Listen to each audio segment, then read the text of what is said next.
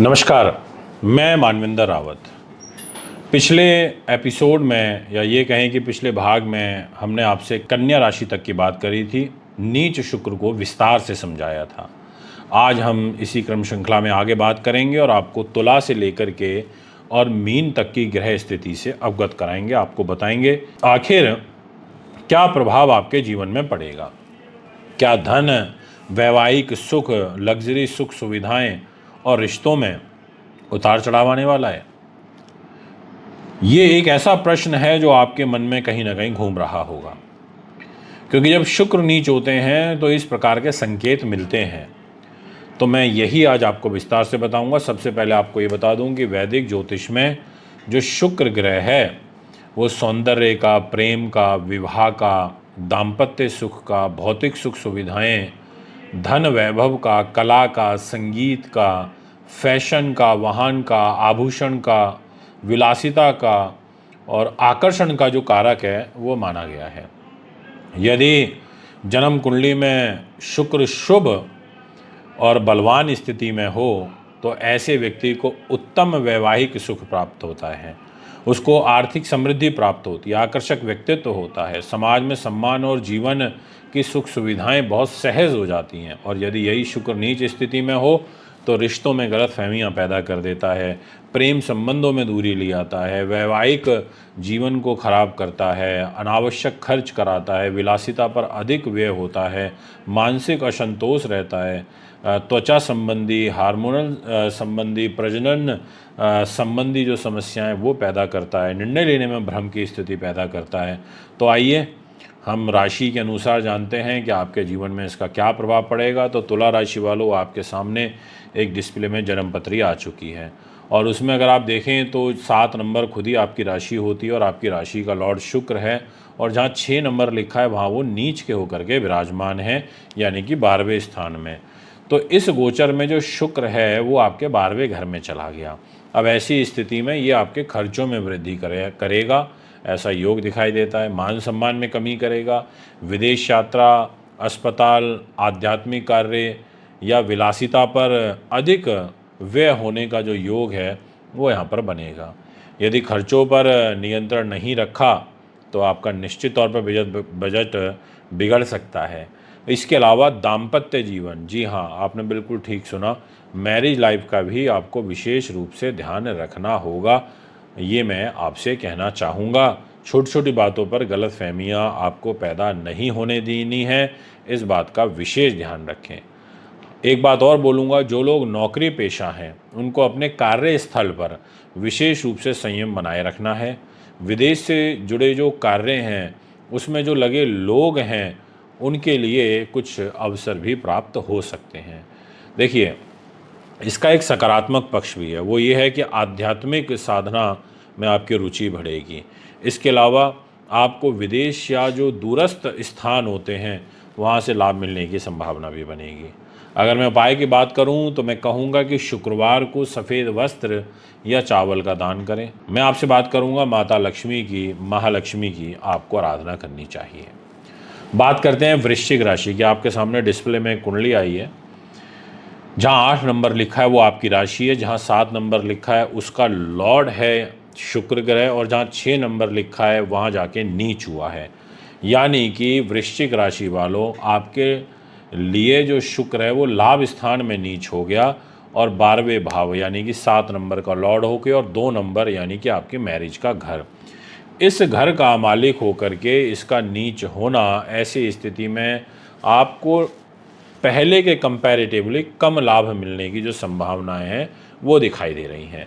मित्रों से या फिर साझेदारों से जो आर्थिक मामले हैं उनमें आपका कोई मिसअंडरस्टैंडिंग क्रिएट हो सकती है, आपस में जो मतभेद है वो पैदा हो सकते हैं। यदि आप व्यापार करते हैं तो नए जो कॉन्ट्रैक्ट हैं वो आपको सोच समझ के करने चाहिए। हाँ, इसके अलावा जो प्रेम संबंधों में जो मित्रता है और जो प्रेम के बीच भ्रम की स्थिति है वो भी यहाँ पर बन सकती है। इसके अलावा संतान पक्ष से थोड़ा सा ध्यान रखना है, पर एक चीज़ ज़रूर एक पॉजिटिव यहाँ पर दिखाई दे रही है कि आपकी संतान की एजुकेशन से रिलेटेड जो प्रोग्रेस है वो यहाँ पर बनती हुई नज़र आ रही है। अगर मैं उपाय की बात करूँ तो मैं कहूँगा कि शुक्रवार को जो सुगंधित इत्र है वो भगवान विष्णु को अर्पित करना चाहिए। आपको गौ सेवा करनी चाहिए। आपको ज़रूरतमंद जो कन्याएं हैं उनको मिठाई बांटनी चाहिए। बात करूंगा धनु राशि की, तो धनु राशि वालों के लिए जो शुक्र है वो 10वें भाव में नीच होंगे, यानी कि 10th हाउस में। अब ऐसी स्थिति में एक तो जो वो रोगेश हो गए, यानी कि उनके पास रोग की तो जिम्मेदारी है ही, और अब रोग का प्रतिनिधित्व करना और साथ में प्रॉफिट, यानी कि जहाँ 7 नंबर लिखा और 2 नंबर, और नीच होना कैरियर के घर में। तो जो आपके वरिष्ठ अधिकारी हैं उनसे आपके मतभेद बढ़ सकते हैं। विशेष रूप से मैं ये कहूँगा, जो लोग कैरियर और व्यवसाय में संघर्ष कर रहे हैं उनके लिए संघर्ष और बढ़ सकता है। आपको शुक्र से रिलेटेड चीज़ों का विशेष ध्यान रखना है, या जो लोग फिल्म लाइन, एक्टिंग, अभिनय ऐसी चीज़ों में हैं उन लोगों को भी ध्यान रखना है। इसके अलावा कार्य स्थल पर जो अपनी छवि है वो बनाए रखने के लिए आपको थोड़ा सा धैर्य और विनम्रता, इन दोनों की काफ़ी अधिक आवश्यकता दिखाई पड़ती है। व्यापार में जल्दबाजी से बचें, और नए निवेश आपको इस महीने सोच समझ के ही करने चाहिए। हाँ, ये ज़रूर बोलूँगा कि दाम्पत्य जीवन पर मुझे थोड़ा सा कष्ट दिखाई देता है। अब आपसे मैं रेमेडीज़ की बात करूँ तो शुक्रवार को सफ़ेद पुष्प आपको ज़रूर दान करने चाहिए, भगवान के मंदिर में जा कर के, माता रानी के चरणों में, और श्री सूक्त का जो पाठ है वो करना चाहिए, और किसी वृद्ध महिला की आपको सेवा करनी चाहिए। बात करूंगा मकर राशि की। देखिए, ये जो राशि है ये शनि की राशि है, और मकर राशि वालों के लिए मैं ये कहना चाहूँगा कि यहाँ पर जो शुक्र है वो 5th हाउस का लॉर्ड हो गया है। जी हाँ, आपने बिल्कुल ठीक सुना, शुक्र यहाँ पर 5th हाउस का लॉर्ड है, और साथ में आपके कैरियर का लॉर्ड है, और नीच हुआ है आपके भाग्य के घर में, यानी कि जहाँ 6 नंबर में वहाँ नीच हुआ है, जहाँ 7 नंबर लिखा है वहाँ का मालिक है, जहाँ 2 नंबर लिखा है वहाँ का भी मालिक है, यानी कि एजुकेशन, बुद्धि, उन्नति और कैरियर का मालिक होकर डेस्टिनी पे नीच हुआ। ऐसी स्थिति में जो भाग्य का सहयोग है वो थोड़ा धीमा हो जाता है, आपको धीमा महसूस होगा। इतना ही नहीं, जो धार्मिक यात्राएं हैं या जो उच्च शिक्षा से जुड़े कार्य हैं उनमें आपके विलंब संभव है। इसके अलावा पिता या फिर गुरु, इनके स्वास्थ्य का आपको विशेष रूप से ध्यान रखना होगा। यदि आप विदेश में पढ़ाई या नौकरी करने की योजना बना रहे हैं तो दस्तावेजों की जांच आपको सावधानी से करनी चाहिए। बात करूंगा आपसे रेमेडी की, तो भगवान विष्णु, जी हाँ, और माता लक्ष्मी, इनकी आपको संयुक्त रूप से पूजा करनी चाहिए। गरीब कन्याओं को सफ़ेद वस्त्र आपको दान करना चाहिए। शुक्रवार को जो खीर है उसका आपको भोग भी लगाना चाहिए। बात करते हैं कुंभ राशि की। देखिए, कुंभ राशि वालों के लिए जो शुक्र देव हैं वो 8वें भाव में नीच के हो जाएंगे। जी हाँ, 8वें घर में। अब 8वां घर आयु का होता है, और शुक्र यहाँ पर जो डिपार्टमेंट ले रहा है वो 2 नंबर और 7 नंबर, यानी कि डेस्टिनी का, और साथ में सुख साधन, प्रॉपर्टी, वाहन और ज़मीन जायदाद का, और जा करके अष्टम भाव में नीच हो गया। तो ऐसी स्थिति में अचानक होने वाले जो खर्च हैं वो स्वास्थ्य संबंधी परेशानी, पेट संबंधी परेशानी, मानसिक रूप से तनाव, ये चीज़ें, और साथ में बीमा, साथ में टैक्स, आपका एंसेस्ट्रल विरासत, या जो कानूनी मामले हैं उनमें आपको सावधानी बरतनी होगी। इसके अलावा पति पत्नी के बीच जो विश्वास बनाए रखना बहुत आवश्यक होगा। किसी भी दस्तावेज पर हस्ताक्षर करने से पहले उसे अच्छे से आपको पढ़ लेना चाहिए। बात करूंगा रेमेडी की। शुक्रवार को सफ़ेद मिठाई का दान करें। माता लक्ष्मी के 108 नामों का आपको पाठ करना चाहिए, और किसी ज़रूरतमंद महिला को शुक्रवार के दिन आर्थिक रूप से आपको मदद करनी चाहिए। आइए बात करते हैं मीन राशि की।